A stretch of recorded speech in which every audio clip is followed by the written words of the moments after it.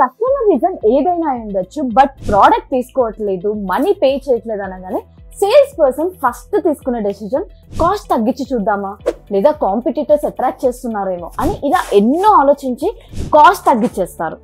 But దీనివల్ల ఒక sales profession లో బిజినెస్ ఓనర్ అయినా సరే రెవెన్యూ జనరేట్ చేయడంలో చాలా లాస్ అవుతారు.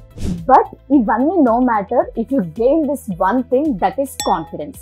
మీరు ఒక బిజినెస్ ఓనర్ అయినా ఉండొచ్చు, రియల్ ఎస్టేట్ సేల్స్ పర్సన్ అయినా ఉండొచ్చు, లేదా ఎలాంటి సేల్స్ ప్రొఫెషన్ లో అయినా ఉండొచ్చు. బట్ ఈ ఒక్క స్కిల్ కనుక మీరు గెయిన్ చేస్తే మీరు అనుకున్న మనీని సేల్స్ లో ఎర్న్ చేయగలుగుతారు. ఒక్కసారి ఆలోచించండి, కస్టమర్ నిజంగా ప్రోడక్ట్ చూసే కొంటాడా, లేదా మీరు ఏదైతే ప్రొజెక్ట్ చేస్తున్నారో మీ మీద ట్రస్ట్ తో కొంటాడా? మోస్ట్ ఆఫ్ ద కేసెస్ మీ మీద ట్రస్ట్ తోనే కస్టమర్ మీ దగ్గర ప్రోడక్ట్ అనేది బై చేస్తాడు. సో మరి కాన్ఫిడెన్స్ ని ఎలా గెయిన్ చేసుకోవాలి? నిజంగా నేను కస్టమర్ ముందుకు వెళ్ళినప్పుడు నా కాన్ఫిడెన్స్ చాలా లో అయిపోతుంది, ఎలా డెవలప్ చేసుకోవాలని మీరు కనుక ఆలోచిస్తే ఈ వీడియో ఎండ్ వరకు చూడండి. అండ్ ఈ వీడియోలో నేనైతే షేర్ చేయబోతున్నాను 3 P's technique to gain confidence. First P వచ్చేసి ప్రిపేర్. ఒక సేల్స్ పర్సన్ గా మీరు ఎలాంటి ప్రోడక్ట్ సేల్ చేస్తున్నా, సర్వీస్ సేల్ చేస్తున్నా, మీరు ఎంత ప్రిపేర్డ్ గా ఉన్నారు కస్టమర్ ముందు అన్నదే మ్యాటర్ అవుతుంది. దాన్ని బట్టే మీరు సేల్ కూడా క్లోజ్ చేయగలుగుతారు. ప్రిపరేషన్ అంటే ఏంటి అనుకుంటున్నారా? ఫస్ట్ థింగ్, అసలు ఈ ప్రోడక్ట్ మార్కెట్ లో ఎంత వాల్యూ ఉంది, కాంపిటీటర్స్ ఈ ప్రోడక్ట్ ని ఎంత ప్రైస్ కి సేల్ చేస్తున్నారు, అండ్ మార్కెట్ లో ఈ ప్రోడక్ట్ ఎంత డిమాండ్ ఉంది. సో ఇదంతా కూడా మీరు రీసెర్చ్ చేసి నాలెడ్జ్ గెయిన్ చేస్తే ఎలాంటి కస్టమర్ మీ ముందున్నా సరే కాన్ఫిడెంట్ గా వాళ్ళని ఫేస్ చేయగలుగుతారు. ఎందుకంటే కస్టమర్స్ ఎక్కడెక్కడో తిరిగేసి మీ దగ్గరకు వస్తారు. అండ్ కస్టమర్స్ ఒక ప్రోడక్ట్ కొనాలి అని అనుకుంటే ఎంతో రీసెర్చ్ చేస్తారు అండ్ ఎన్నో దగ్గరికి వెళ్ళి మీ దగ్గరకు వచ్చి మాట్లాడతారు. సో వాళ్ళ ముందు మీరు కాన్ఫిడెంట్ గా మాట్లాడాలి అంటే మినిమం నాలెడ్జ్ అయితే కంపల్సరీగా ఉండాలి. అప్పుడే మీరు కూడా కస్టమర్ ముందు కాన్ఫిడెంట్ గా ప్రోడక్ట్ గురించి చెప్పగలుగుతారు. సో ప్రిపరేషన్ అనేది చాలా ఇంపార్టెంట్ మీరు గనక సేల్స్ లో మనీని ఎర్న్ చేయాలనుకుంటే. ఒక కస్టమర్ ఎన్నో వాదిస్తుంటారు, వాళ్ళు అంత కాస్ట్ ఇస్తున్నారు, వాళ్ళు అదే చెప్తున్నారు, వాళ్ళు అన్ని బెనిఫిట్స్ ఇస్తున్నారు, వాళ్ళు అన్ని ఫ్యూచర్స్ ఇస్తున్నారు, మీరు మాత్రం ఏం ఇవ్వట్లేదు కానీ కాస్ట్ ఎక్కువ చెప్తున్నారని వాళ్ళకి నోటికి వచ్చినట్లు మాట్లాడతారు. బట్ మీరు ఆ టైంలో వాళ్ళు చెప్పిన పాయింట్స్ కనుక యాక్సెప్ట్ చేసి ఎక్కడైనా సరే మీ కాన్ఫిడెన్స్ తగ్గి కనుక మాట్లాడితే సేల్ అన్నది మీరు మిస్ అవుతారు.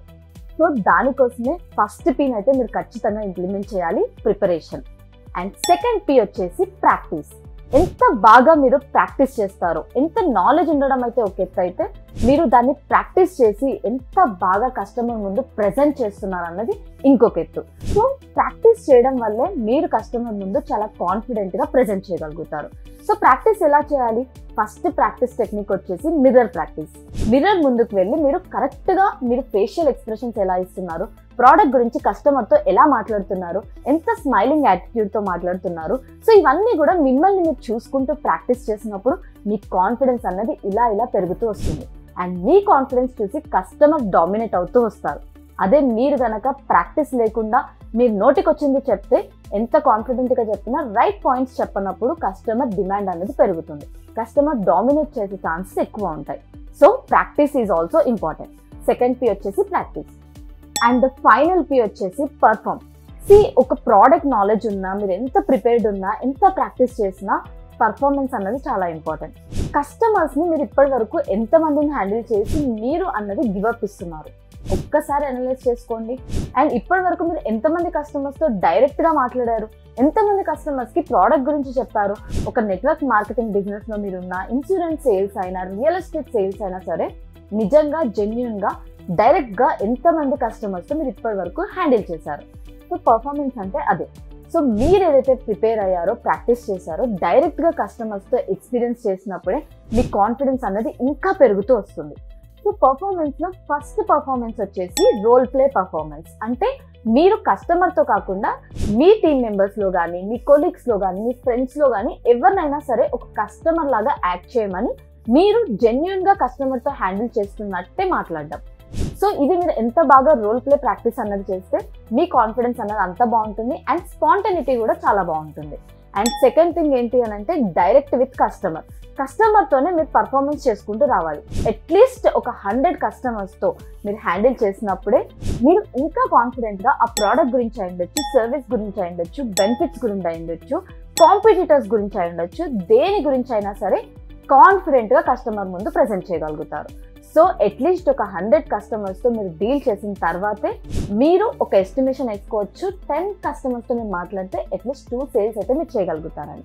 సో ఇలా చేయడం వల్ల మీరు అన్నది కాన్ఫిడెన్స్ గెయిన్ చేసుకొని అండ్ పర్ఫార్మెన్స్ కూడా బెస్ట్గా ఇచ్చి ఎలాంటి సేల్స్ ప్రొఫెషన్లో ఉన్నా సరే మీరు మనీ అన్నది గెయిన్ చేయగలుగుతారు.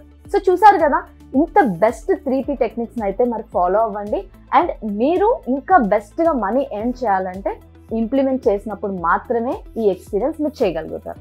సో జెన్యూన్గా ఒక సేల్స్ ప్రొఫెషన్లో నేను 100% సక్సెస్ అవ్వాలి అని అనుకుంటే ఈ 3P టెక్నిక్స్ని అయితే ఫాలో అవ్వండి. అండ్ ఇలాంటి ఇంకా ఇంట్రెస్టింగ్ టాపిక్స్, యూస్ఫుల్ కంటెంట్ కోసం ఈ ఛానల్ అయితే ఇప్పుడే సబ్స్క్రైబ్ చేసుకోండి.